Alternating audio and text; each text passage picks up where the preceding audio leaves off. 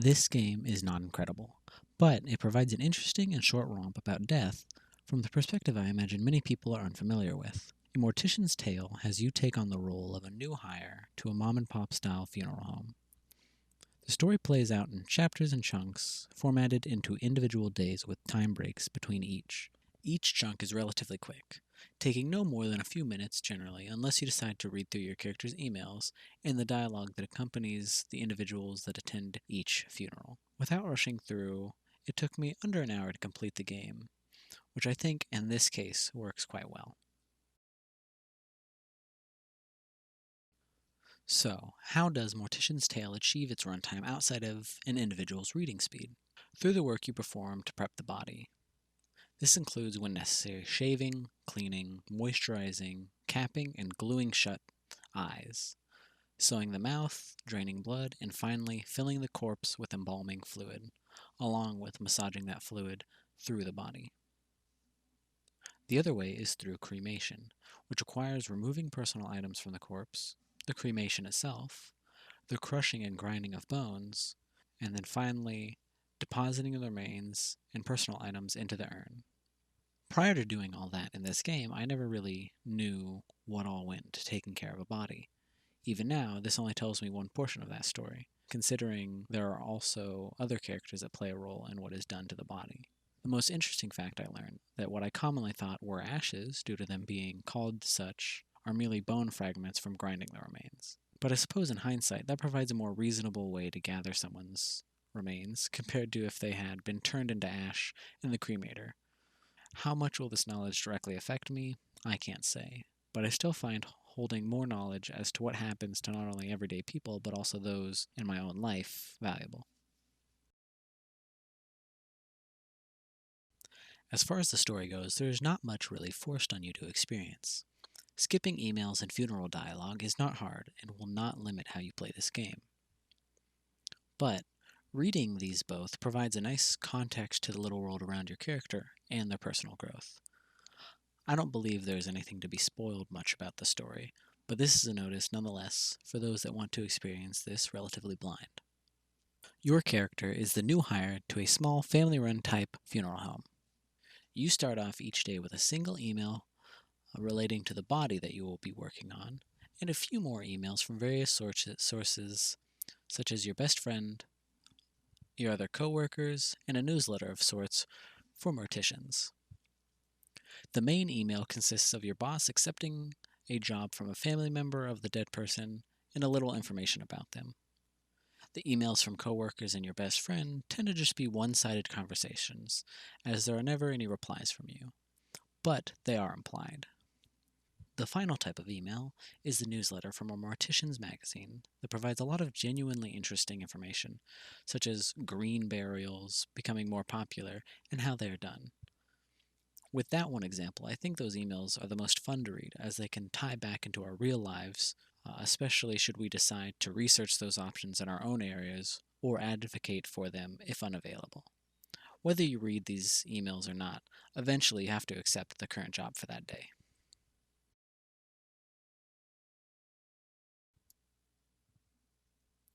So, with a yes ma'am, your character gets to work on prepping the body she is provided, for whichever funeral service is requested. After each job, time skips ahead some bit, and you rinse and repeat, either cremation or embalming, on each provided body. The story gradually progresses as the mom and pop you work for faces financial troubles, bad enough that the owner withholds pay, though she does offer to pay out of her own pocket should the few employees she has need it. And this eventually culminates in her selling the business to a major chain of funeral homes, with the stipulation that any current employees be kept on. Financially, this positively affects your job. But, as a coworker points out, the major chain decides to almost disguise the transition by not renaming or rebranding the funeral home, which only ends up being one of the many problems faced by your character. Your new boss, while certainly a caricature of bad robotic capitalist, still provides a realistic enough depiction of bosses in almost any area. He conducts himself professionally, but with little to no humanity, including requiring a uniform, berating your character for not upselling enough, and almost losing a customer. changing the functions of the funeral home to increase profit, such as having required funeral packages and not allowing the bereaved to bring their own items like food. Everything really does become more routine and a regulated standard. Even with these changes, your character continues to do the most she can and does try discussing the green options she discovered in the newsletters, but her boss finds it unreasonable and shuts those suggestions down, seeing as they're not profitable, or not as profitable. By the end, your coworker has left, no longer feeling as though he gets satisfaction from driving the hearse in the same way he did before the corporate takeover, and actually becomes a school bus driver so that he can continue his love of driving and taking care of people. He even recounts how silly old him would have found it and just how much love he has for those kids he drives for. But the finale of your character's story is her getting a small operation for herself, choosing to not only have a more close and human feeling experience, but also putting those green options, such as tree burials, into practice before the game quietly ends. So, with that general overview out of the way, there are two specific items I wanted to discuss separately. One is a job done right before the new management takes over, but after your acquisition. Connected to a relatively small email chain is the discussion between your boss and a client about the handling of a body, specifically one of a victim of suicide and their chosen burial. The family opts to ignore what the individual wanted, since without a will or acting entity, they're not legally bound to conduct the cremation, and they can choose the proceedings as they see fit.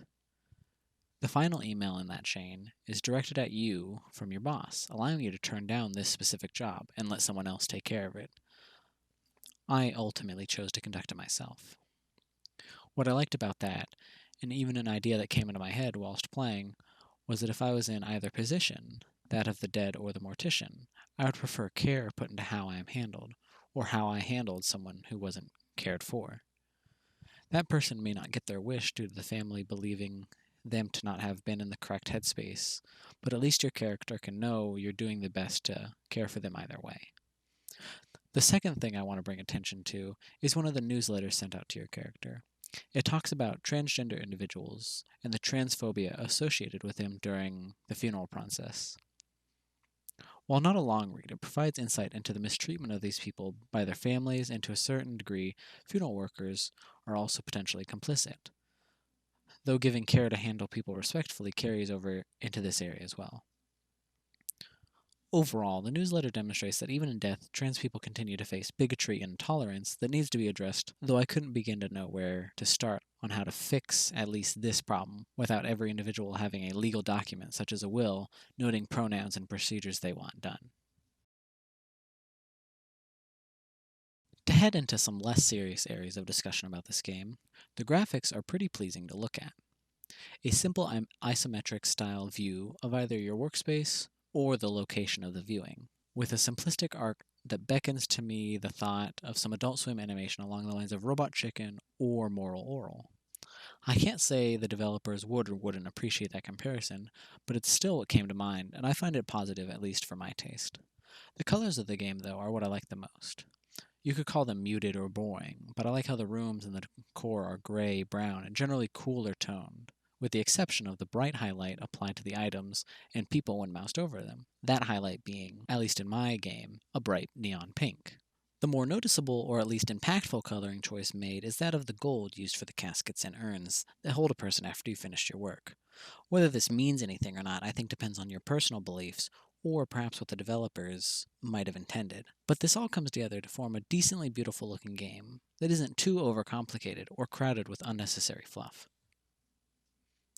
When it comes to the music and sounds that play throughout the game, they're pretty sparse and repetitive, being that there are only 4 songs on the composer/artist's page tied to the game. With that said, though, I think they provide a good backdrop to the story and events taking place, even with how often they are repeated. They are these sparse instrumentals that really do help merge everything together into a fuller feeling package and give off a melancholic vibe that definitely fits the themes of this game. I appreciate the use during playtime and don't think it changes the mood in a manipulative way, as there isn't really anything overtly sad or heartstring pulling throughout the runtime.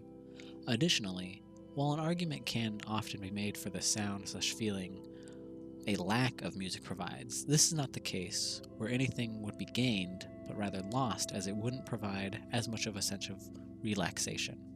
But I felt that the music and sounds helped calm me and could even allow others that might be turned away from this experience to have a more soothing opportunity to try it.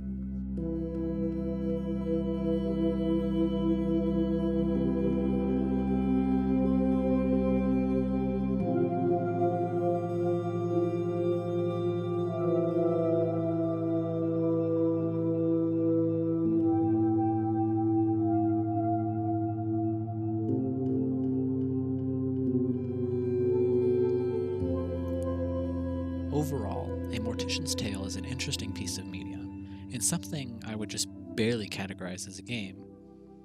But thanks to its sub 1 hour runtime, I think it does exactly what it sets out to do pretty well. This is a bite-sized presentation on death, through the eyes of a girl working directly in the funeral industry, who gradually learns more through her experience and the newsletters she reads. She does her best to take care of the body she is given, while still having to do repetitive tasks that would certainly allow a thoughtlessness and a disconnect to grow, as shown through the massive funeral home chain that purchases Rose and Daughters. This is far from a perfect product, but I would recommend it to anyone that wants a game or gamey way to experience and learn a little bit about death in a positive format.